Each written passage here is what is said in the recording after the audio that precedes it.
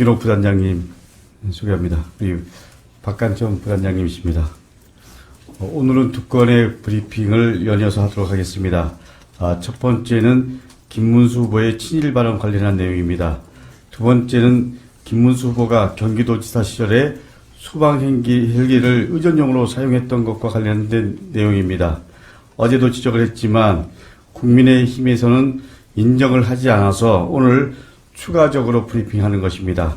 판단은 국민 여러분의 몫입니다.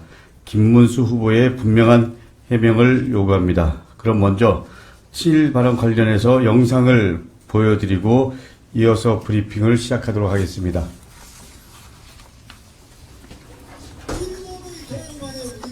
포항제철을 만들고 현대자동차를 만들고 우리가 삼성전자를 이렇게 시험도 반도체를 시험도 만들고 있지 않습니까? 일본의 도움 없이는 반도체 못 만듭니다. 자동차도 못 합니다, 여러분.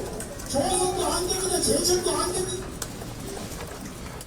예, 그러면 준비된 기자회견문 낭독하도록 하겠습니다.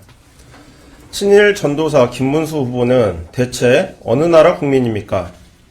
김 후보의 친일 발언이 또 확인됐습니다. 일본의 도움 아래 우리가 포항제철을 만들고 현대자동차를 만들고 우리가 삼성전자를 일으켜 세웠고 반도체를 지금도 만들고 있지 않습니까? 일본의 도움 없이는 반도체 못 만듭니다. 자동차도 못합니다. 여러분, 조선도 안됩니다. 제철도 안됩니다. 2019년 정광훈 목사 옆에 선 김 후보의 입에서 쏟아진 망언입니다. 대한민국을 대표하는 삼성과 현대, 포항제철이 일본 덕분에 컸습니까? 대한민국의 발전사를 일본의 은혜로 돌리는 김 후보의 망언은 국민적 자존심을 짓밟는 극언이자 역사를 능멸을 하는 망동입니다. 김 후보가 언급한 포항제철은 대한민국이 건설한 것입니다. 어제 박정희 대통령의 생가를 찾아 세계 최고의 산업혁명가라고 극찬했는데 바로 어제 본인이 말한 세계 최고의 산업혁명도 바로 일본 덕분이라는 겁니까? 현대자동차는 정주영 회장이 보여준 불굴의 의지로 세워진 것이고 삼성전자 역시 이병철 회장의 리더십과 한국 기술자들의 피땀 어린 노력으로 바로 일궈낸 것입니다. 대한민국을 대표하는 기업의 성취를 일본의 은혜로 돌리는 것은 우리 국민과 기업인들의 노력을 모독하는 행위입니다.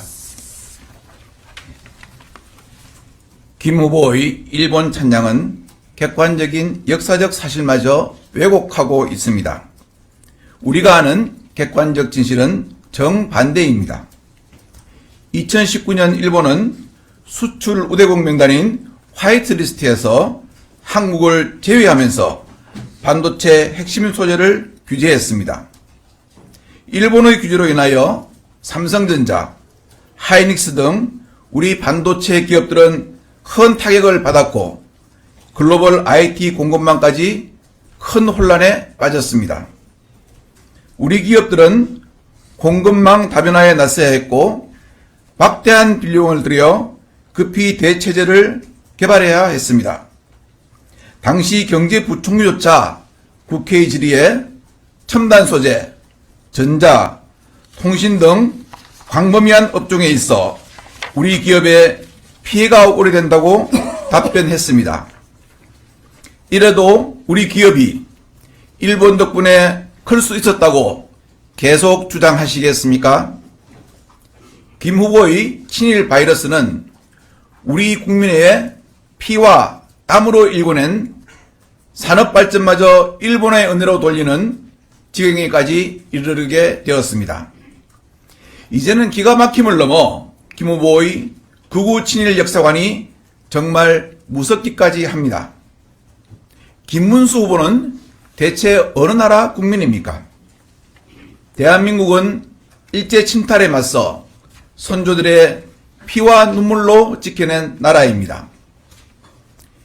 일제의 국권 침탈을 정당화하고 그것도 모자라 우리 기업과 산업의 발전마저 일본의 은혜로 돌리는 준비된 극우, 검증된 친일파 김문수 후보는 대한민국 대통령 후보로 국민 앞에 나설 자격이 없습니다.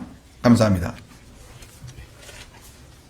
그럼 이어서 김문수 후보가 경기도지사 시절에 소방 헬기를 의전용으로 사용했던 것과 관련해서 저희들이 추가적으로 브리핑 하도록 하겠습니다.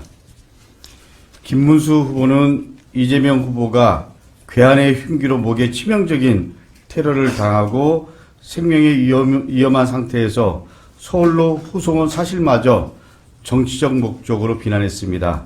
정작 본인은 경기도지사 시절 소방 헬기를 공무라는 말로 포장해서 도지사의 행정 일정에 사용했다는 사실이 밝혀졌습니다. 경기도지사 시절에 소방 헬기를 이용한 횟수만 해도 무려 162차례입니다. 심야에도 24시간 국민의 생명을 지키려고 근무하는 119 소방 공무원에게 자신과 충분히 있는 기업의 부회장 앞에서 도지사로서의 위신을 보이려고 관등 성명을 요구한 소방 갑질보다 더한 공무라는 단어로 포장된 아나무인 사고를 보여주는 대표적인 사례라 할 수 있을 것입니다. 김문수 후보는 소방 헬기를 타고 유정복 국회의원 출판 기념회 그리고 상공에서 신년 인사에 다녀왔습니다. 이것이 긴급한 도정 업무입니까? 이뿐입니까? 김문수 후보는 소방 헬기를 타고 요토대회 개막식 그리고 외신기자 초청 간담회 세계 유기농 대회 영상 미디어 센터 개소식 등에 다녀왔습니다. 긴급한 도정 업무라고 할 수 있습니까? 2008년 6월 김문수 후보의 일정에 헬기가 동원되면서 정작 인명 구조가 늦어지기도 했습니다. 김 후보는 당시 가평에서 열린 세계 캠핑 대회장 준공식에 참석하기 위해서 소방 헬기를 이용한 것으로 보입니다. 비슷한 시간대에 백운산에서 인명 구조 사건이 발생했지만 소방 헬기는 1시간가량 김 후보를 태웠던 탓에 뒤늦게 백운산 현장에 투입되었습니다. 김 후보의 지사 시절 162회에 걸친 소방 헬기 사랑으로 소방 헬기가 국민의 생명보다 도지사의 일정이 우선적으로 사용됐습니다. 본연의 임무에 투입되지 못한 것입니다. 2009년 5월 김문수 후보는 경기도에 산불이 발생한 날에도 소방 헬기를 사용했습니다. 경기도 소방 헬기 3대 중 2대가 이미 산불 진화와 수색에 투입된 상황이었습니다. 긴급 환자를 위해 대기했어야 할 헬기가 김 후보 의전에 사용된 것입니다.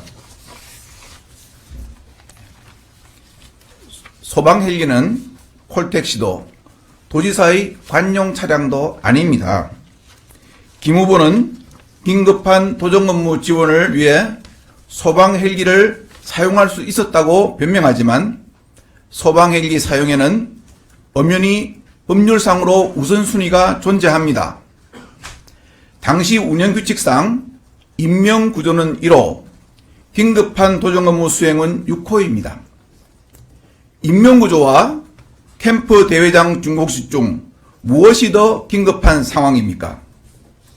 정말 김문수 후보는 자신의 도정 일정이 국민의 생명보다 더 귀했다고 변명하시는 것입니까?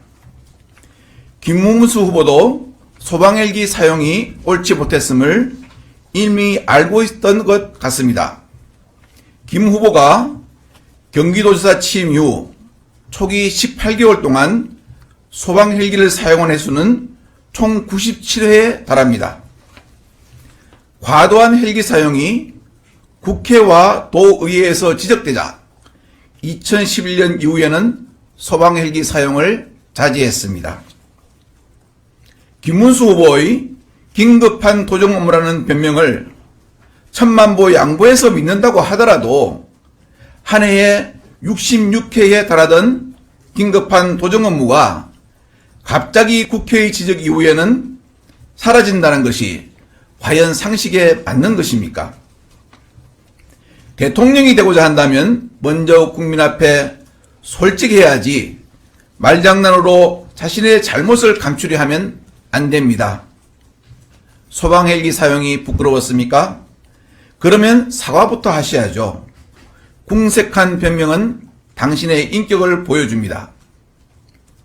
다른 후보의 1cm 잘못은 1m, 심지어 1km로 과장하여 대국민 TV 토론에서조차 허위 사실을 말씀하시는 사람은 절대 국민의 선택을 받을 수 없다는 사실, 그만큼 우리 국민은 의식적으로 깨어져 있다는 사실, 당신이 알고 있는 것처럼 적당한 사탕 발림으로서는 절대 어물쩍 넘어갈 수 없다는 사실을 인식하시고 정정당당하게 솔직하게 국민들 앞에 서시기 바랍니다. 감사합니다.